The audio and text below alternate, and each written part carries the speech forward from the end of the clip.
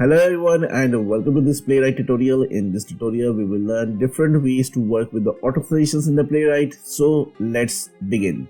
In our previous tutorials we learned that how we can work with the drop-down. So auto-suggestion is pretty much similar in working. So let me show you how autocomplete works and then we will see how we can automate that using different ways. So for this one I am taking this example website. Let me copy the URL from here and open the browser here. And here you see that this is a country drop down. So basically if I go here and if I start typing AS, so all countries will populate here based on this AU criteria. So you see that Australia has AU, Austria. So all countries containing AU are listed here. And you need to select a value from this particular suggestion drop down. And in a similar way, if I go to Google search here, and so this is a search bar and this is dynamic in nature. So for example, if I write here automation testing, so you will see that we are getting different suggestions here, but here these suggestions are dynamic in nature. So tomorrow you might be seeing a different suggestions here, but in either case, in today's tutorial we will learn that how we can work with the static values as well as with the dynamic values. So now let's go to the Visual Studio Code itself and let me create one file here, and I'm naming it as autocomplete.spec.js, and let me copy a basic line of code from the previous script, paste it here. Let me change the name of the test to autocomplete. And now what we need to do is that we need to go to this particular website. So let's copy the URL from here and paste it here. So this is the first thing which we need to do. Now let's go to the website itself. The first thing we need to do is that we need to locate this particular drop down or autocomplete, or in some cases you might heard of auto suggestions as well. So right click on this one, go to inspect here, and I'm using the selectors up here. So this is the particular locator or XPath for this field. Let me copy this one here. Now go to this one here, and we don't need to select the options from here. Simply what we need to do is that we need to identify this one, and after identifying this one we need to fill this one. So simply a fill method will be used here, and let me type A. Okay, so let me save this one, and now let's run this one. Simply npx playwright test -g, and the name of test is basically auto complete, and I will be running in the headed mode. So let's see what happens. So it should go to this particular website, and you see that it typed A. Now I need to select a value from the list, right? And let's see how we can do this. The first method is basically based on the keyboard events. Okay, so using the keyboard events I can select the value. So simply await, then page.keyboard. Okay, then what we need to do, we need to press on the keyboard, and what we need to press, so you see all the things which you can do using this one. So this is a keyboard event, and we need to press arrow down here. So arrow and arrow down, right? So this will press arrow down once, then again press arrow down, and then press enter here. So simply press enter. Now let me save this one here, and now let's run this one here. So you will see that now it will go to 2 down and select the value. And let me show you here So what happens is that here simply the script went here, typed A, and then using the keyboard, so 1 and 2, and then press enter. So that's how we can select a value using a keyboard events. Similarly, what we can do is that we can select a value using a mouse click here. Okay, so in this case, for example, if I want to select Albania, okay, so let me right click on this one, go to inspect here, A, then on the Albania right click on this one, and you see this is selected here, and go here, go to selector sub, and we are getting a one more relative XPath here. So it says option 2. Okay, now let's go back to Visual Studio Code here. So instead of pressing the arrow down and pressing the enter, simply what I'll do is that let me remove these lines of code from here and await page dot click, and inside that we need to pass a locator of this particular element on which we want to click. So let me save this one here, and now let's run this test again and see what happens. So it should select Albania here, and yes, it's working as per expectations. And now here in these two approaches, the problem is that if the value is dynamic in nature, so tomorrow on the third value is maybe Australia, it might be Kenya, it might be any value, right?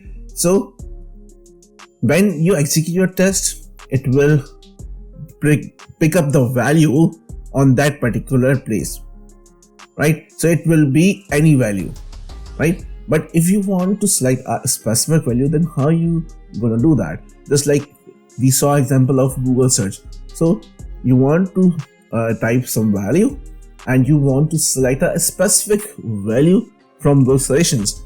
How you can do this? So for that, let me take an example here, similar one. So let me go here and let me show you. So for example, if I type CH here, and we got a list here, and now what I want to do is that I want to select the China specifically from here, and China right now is on the third place right now, but tomorrow it may be on the 5th place, 6th place, maybe on the 10th place. Okay, the place can be changed here if your auto session is dynamic in nature. Then how you gonna select a particular value? Okay, so let's try this one here. Go to Visual Studio Code here, and now let me do a couple of changes here. So in this case, first what we need to do is that we need to define, okay, so what I'm doing is that I'm defining a value, I'm taking a variable, okay, and I'm naming it as search value, okay, and the search value is equals to basically ch. Okay, this is one variable, and now I'm taking another variable which actually I need to be selected here. So const, and let me name it as a select value. So this value needs to be selected here. So in this case, this is China, and once we do this, we'll be going to this particular website, okay, and then what we need to do is that we need to go to this particular field here. So you can go with the fill here as well, but you can do here is that simply go with dot type, okay, and insert the type. What I'll do is that by giving a hard-coded value, instead of giving a hard-coded value, what I will do is that I will provide a variable here. So I'm passing a variable here. So this variable contains a value ch, okay, and at the same time I'm giving here some delay so that we can see the things in the working state. So delay count, so I'm giving it 100. Okay, now once we have identified this box, we are typing a value, but here it's not a static value. We are passing a variable here, and now what we will do is that we will be creating one more locator here.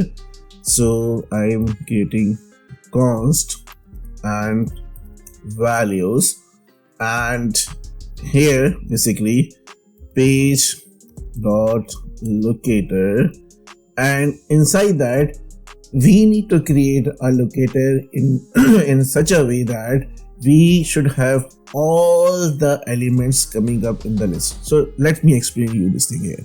So let me go here, and if I go here, so if you type ch here, so we are getting list. So I need a locator which will get all these values, either it's a 5, 4 or 3.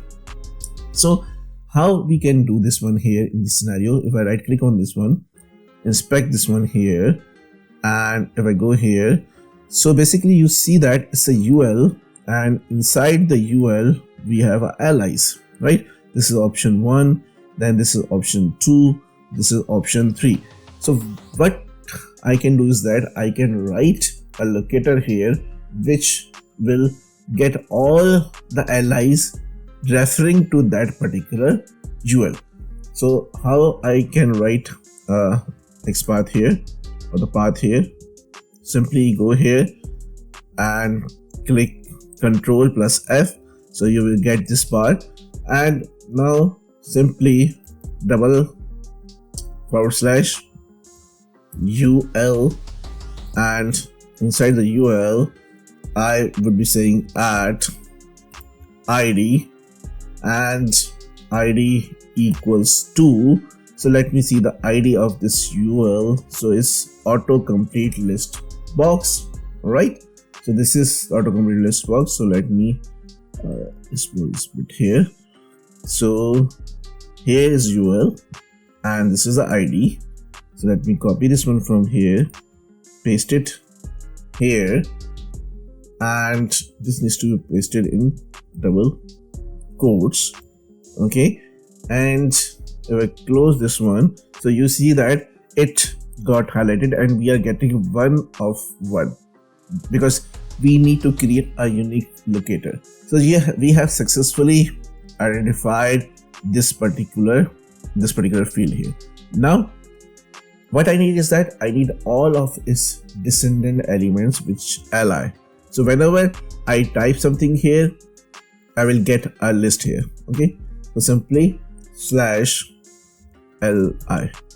Okay, and now here you see that we are getting the 11 results here, 1 of 11, 1, 2, 3. So now you see that if I use this locator here, so what happens is that this locator will give me all the list elements of this particular search. So once I have that list, what I'll do is that I will simply use a loop, and using a loop, what I'll do is that I will exactly pick up the value which I need here. So simply let me copy this one from here, and let's go back here, and let me provide this one here. So now this values has these all the allies coming up. So here what we are doing is that we are using a ch to search in the box, and we are using a dynamic value here. We are not passing a static value, and once this value will be searched, what I am doing is that I am getting all the allies using this one. Okay, now simply what I need to do is that if I want to count suggested values, so I can simply const, and I'm giving it as count values equals to await, okay, and values dot.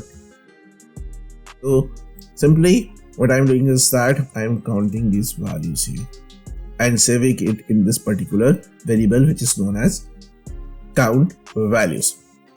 Now we have this counted values here, and now we have all the values here. So simply what I will do is that I will iterate through each of these values, and once I will be iterating, I will be using if condition so that whenever they are iterating and if they find China, then China would be selected. So this is what I need to do here. So simply what I'll do is that I will write a for loop here. Okay, so for and let I is equals to 0. Okay, I is less than the counted value. Okay, and then I plus plus. Okay, now inside the body of the loop, what we need to do is that I am taking an other variable to get the text of these values. So simply what I'll do is that I'm using one more variable, const, and I'm naming it as text. Okay, and this will be equal to await then values dot nth, and I'm passing I here because we are inside the loop. We will be iterating through the loop. So in first iteration we will get some text, in second iteration we will get some text, in the third iteration we get another text. So simply text context here to get the text, and now inside this one what I will do is that I will use a if. So if now text is equals to now your select value, and the select value is basically a China, right? And here if this is equals to this, now the body of if, so inside this if body, if the text is equals to China, then what it needs to do? So simply await values dot nth I dot, if you find this one, just simply click on this value, and obviously when you find your desired value from the loop, you don't want to keep it running, right? So there might be thousands of values. So as soon as your loop finds a particular value which you're looking for, you should terminate this one. So simply you would be using a break keyword here to break the loop here. And now let me save this one and this here and see what happens here. So I should go to this particular website, and again China should be selected here, and yes, it's absolutely working fine. Now let me this third approach where we need to have a dynamic values, we need to select the values. So this script might be looking a bit complex, but let me go through this script once again so that you can understand it properly. So simply what I did is that I created one variable with the name of search value. So this search value has a value which needs to be searched. Why I did this? Because I don't want to pass a static value here. So tomorrow if you are doing data driven testing and you want to pass a dynamic value, so you can do this. Secondly, I have created one more variable here, select value. So this is a value which actually I want to be clicked, right? And now I'm going to the website here, I am typing ch here, right? And after that, typing this one, simply what I'm doing is that after typing ch, so I'm getting a list here, right? So this is a huge list. So it may contains 3 values, it may contain 15 values, it may contain 1000 values, right? So I need to get all those values. Okay, so how I can do this? So here when I inspect the HTML, I saw that this is a UL. So UL contains the list. So I created a one locator here basically, okay, so which is giving me all the LIs, and these LIs are being populated after typing this value. Okay, so these are total 11 and I'm getting this 11 values here. So now I have all this locator is giving me all the values, okay, which are LIs. So it is giving me all the values, which means it has Chile, China, it has Czech Republic, all these values which are coming here. So I'm getting all these values by using this particular locator. And then what I'm doing is that simply I'm counting these values and storing in another variable called count values or counted values. And using this counted values, I'm iterating the values one by one, okay, and I'm getting a text of that particular value. And again, each iteration I'm getting one value here. So if I go here and if I go again here, so you see that we have these 11 data is coming against the allies. So I'm getting first text, I might be getting CAD, then China, Czech Republic. So first iteration will give me first name, first text, then second iteration will give me the second text, second name, the third iteration will give me the third name, and so on. So based on this one iteration, inside the loop I am using an if else. So now if else is basically what it is doing that. So this is giving me a text against each and every iteration, right? So if will checking is that if text is equal to my selected value, which I need to select. Now this selected value is basically the China here. So maybe in iteration 3 or maybe in iteration 4, the value this loop will get is China, and it says that if China is equals to China, yes, if yes, so it will go inside this if else loop and it will click on that particular value, and once it will done, it will break the loop. So that's how you can actually work with the auto suggestions.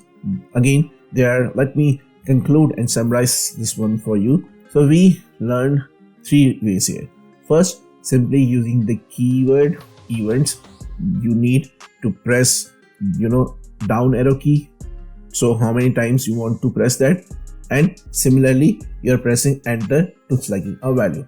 Then again, the second approach is after typing, you're not using a keyboard events, you're using a mouse gesture to click a particular value. And in the third scenario, basically we are neither using a keyboard or the mouse clicks here. What we are doing is that we are simply traversing the values we are getting, and we are getting so many values from the search, and based on that we are selecting the value which we need and we are clicking on this one, right? So these were the 3 ways which we learned today to handle the auto suggestions or autocomplete. Thank you so much for watching this tutorial. If you like our content, then do like, comment, share and subscribe our channel. Once again, thank you so much and see you in the next tutorial.